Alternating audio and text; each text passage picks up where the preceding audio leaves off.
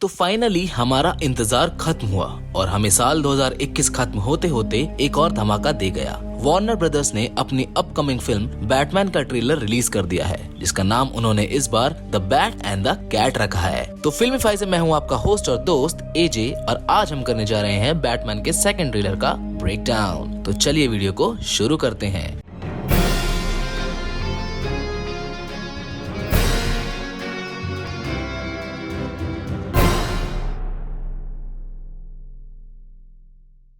Trailer की शुरुआत में हम उसी सीक्वेंस को देखते हैं जिसमें एक कार चेज में बैटमैन ऑजवर्ल्ड कॉबलपॉट का पीछा कर रहा है, जिसे हमने पुराने वाले टीजर में भी देखा था। बैटमैन अपनी बैटमोबाइल में बड़े बड़े सीमेंट पाइप्स को इजीली फोड़ता हुआ ऑजवर्ल्ड के पीछे पड़ा हुआ था। इसके बाद हम रॉबर्ट पैटिसन यानी कि ब्रूस एके बैटमैन को एक पार्टी में देखते हैं जो एक लड़की से बात कर रहा है जिसका नाम बेला रियल है और ये डीसी यूनिवर्स में बिल्कुल एक फ्रेश एंट्री है जिसको अभी तक कॉमिक्स में भी इंट्रोड्यूस नहीं किया गया है। अगर रेफरेंसेस की बात की जाए तो ये इस फिल्म की नई मेयर बनने वाली है और मुझे पता है आप यहाँ यही सोच रहे हैं कि अगर बेला रियल मेयर की कैंडिडेट है तो फिर पुराने मेयर डॉन मिशेल कहाँ गए। चिंता मत कीजिए, वो भी इस ट्रेलर में हैं और हम उनके बारे में आपको जरूर बताएंगे। अब जैसा कि हमने बताया कि बेला रियल एक पार्टी में ब्रूस वेन के पास खड़ी होती है। वो उससे ये बात कर रही होती है कि तुम्हारे पेरेंट्स कितनी चैरिटी करते थे गौतम सिटी के लिए, लेकिन तुम कुछ भी नहीं करते हो और तुम जैसे बिलियनर को चैरिटी करनी चाहिए। वैसे इस बार बैटमैन में हमें एक बहुत ही नई चीज देखने को मिल रही है।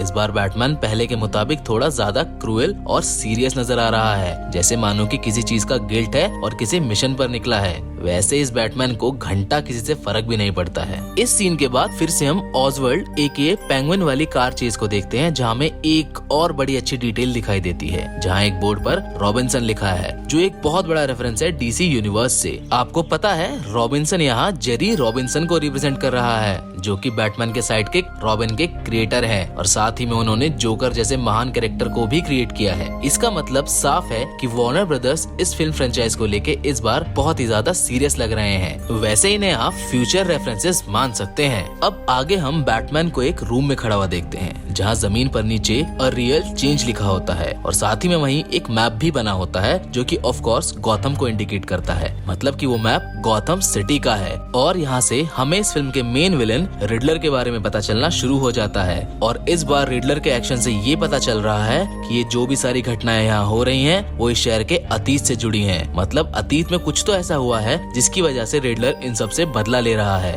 रिडलर यहाँ कुछ बहुत पुराना अनवील करना चाहता है, पर वो है क्या ये नहीं पता। यहीं इस कमरे में हमें ब्रूस वेन के पापा थॉमस वेन की एक फोटो भी दिखाई देती है जिस पर थॉमस वेन फॉर मर्डर लिखा है, जो कि असली में थॉमस वेन फॉर मेयर था। इससे यहाँ ये तो साफ जाहिर हो रहा है कि ये कमरा किसी और का नहीं बल्कि रिडलर का ही है। अब इसके बाद वाले सीन में बैटमैन को एक वीडियो कॉल आता है जिसमें क्वेश्चन मार्क और 4 सिंबल बने हुए हैं और जहां तक हमें लगता है ये 4 सिंबल कोई बहुत पुराने 4 सेंस को रिप्रेजेंट कर रहे हैं जो इसी शहर गौथम और कुछ लोगों से जुड़े हुए हैं। इसके बाद वाले सीन में हम फिर से एक बार बैटमैन को कहीं पर खड़ा हुआ देखते हैं जहाँ पर वही सिंबल पेंट हुए होते हैं और उन चारों सिंबल के सामने कुछ लिखा हुआ है। दरअसल ये बैटमैन की बैट केव है जहाँ वो इन सिंबल से जुड़ी हुई पहेली को सुलझाने की कोशिश कर रहा है। उस क्वेश्चन मार्क के चारों तरफ जो चीज लिखी होती है वो है पहली कोल्सन नो मोर लाइज, जो इस शहर के डीए यानी कि डिस्ट्रिक्ट अटॉर्नी है। और अगर आपको पुराने ट्रेलर में फ्यूनरल के बाद वाला वो बंदा याद है जिसके मुंह पर डक टेप लगी होती है और उसके गर्दन पर बॉम्ब लगा होता है, तो आप समझ जाएंगे कि वो दरअसल में डीए गिल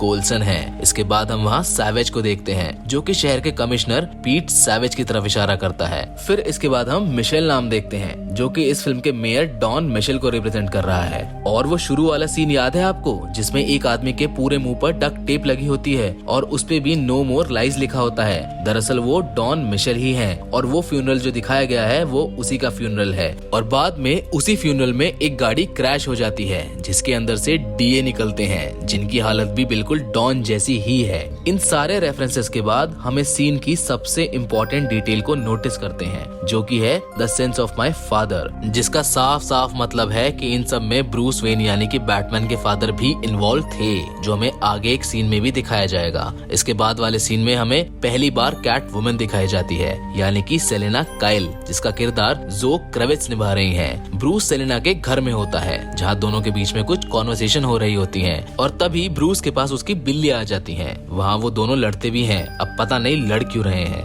वैसे सेलेना के बारे में मैं आपको बता दूं, वो एक ट्रेंड फाइटर है जो कि बिल्लियों को बहुत प्यार करती है, इसीलिए उसके घर में बिल्लियां बहुत ज्यादा हैं। इसके बाद ब्रूस और एल्फ्रेड की कॉन्वर्सेशन देखने को मिलती है और अगर आप एल्फ्रेड के पीछे वाली स्क्रीन पर नजर डालें तो आपको वहाँ एक लेडी खड़ी दिखाई देती है जो कि सेलेना काइल जैसी लग रही है, बस उसके बाल हैं या फिर उसने विग लगाई हुई है। वैसे ये वाला सेलेना का लुक ट्रेलर के आखिरी में भी हमें देखने को मिला है और इस सीन के बाद फाइनली हमें गौतम सिटी दिखाई जाती है और सच मानिए इस बार वाली गौतम सिटी बहुत ज्यादा बढ़िया लग रही है। मतलब इस बार सच में मस्त फील आने वाला है गौतम को देख के। अब ज्यादातर रेफरेंसेस हमें गौतम सिटी के मिलने वाले हैं, तभी तो इसके बाद वाले सीन में हम कुछ पुलिस वालों को देखते हैं जो घोड़ों पर बैठे हैं और उसके साथ में कुछ लोग खड़े हैं जिनके हाथ में पोस्टर हैं जिस पर वही क्वेश्चन मार्क बना हुआ है। मतलब यहाँ कहानी उल्टी हो गई है और शायद ये लोग रिडलर को सपोर्ट करने लगे हैं। और अब बारी आती है इस ट्रेलर के सबसे इम्पोर्टेंट सीन की, जिसमें रिडलर एक कैफे में पकड़ा जाता है, जो हमने पुराने ट्रेलर में भी देखा था। लेकिन रिडलर इतनी आसानी से पकड़ा गया, ये बात हजम नहीं होती है।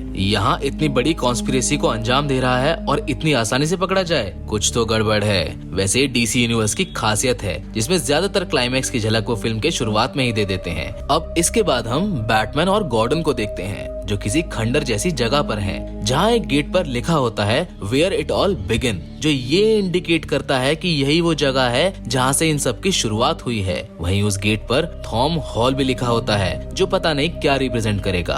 अब हम आगे वाले सीन में देखते हैं कि गौतम में 6-7 जगह बॉम्ब फट जाते हैं जिसकी वजह से इस पूरे शहर में बाढ़ आ जाती है और हर तरफ पानी भर जाता है और बैटमैन यहाँ के लोगों को बचाने की कोशिश करने लगता है। और इसी सीन के पीछे हमें एक वॉइस ओवर सुनाई देता है कि it can be cruel, poetic and blind, but when it denied it becomes violent, you may fight. जिसका जवाब बैटमैन सिर्फ एक वर्ड में देता है, वो बोलता है जस्टिस। अब अगले सीन में हमें सेलेना काइल का वो विग वाला लुक दिखाया जाता है जो हमने बैटमैन और एल्फ्रेड की कॉन्वर्सेशन में देखा था।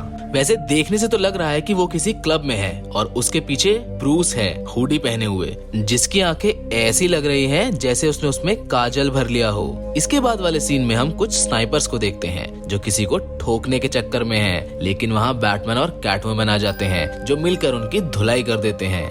वैसे अगर अपने पर्सनल ओपिनियन की बात करूँ तो मुझे ये ट्रेलर काफी पसंद आया। इसमें रॉबर्ट को एकदम यंग विजिलेंटे की तरह पेश किया गया है जिसे दुनिया जहान की घंटा फिक्र नहीं है। आज की वीडियो में तो बस इतना ही। ये था हमारा बैटमैन ट्रेलर का ब्रेकडाउन। हमें कमेंट करके जरूर बताएं कि आपको ये कैसा लगा और साथ ही में अगर आपने हमारे चैनल को अभी तक सब्सक्राइब नहीं किया है तो वो लाल बटन दबा के जल्दी से कर लीजिए। मिलते हैं आपसे एक और नई वीडियो के साथ। Till then good bye.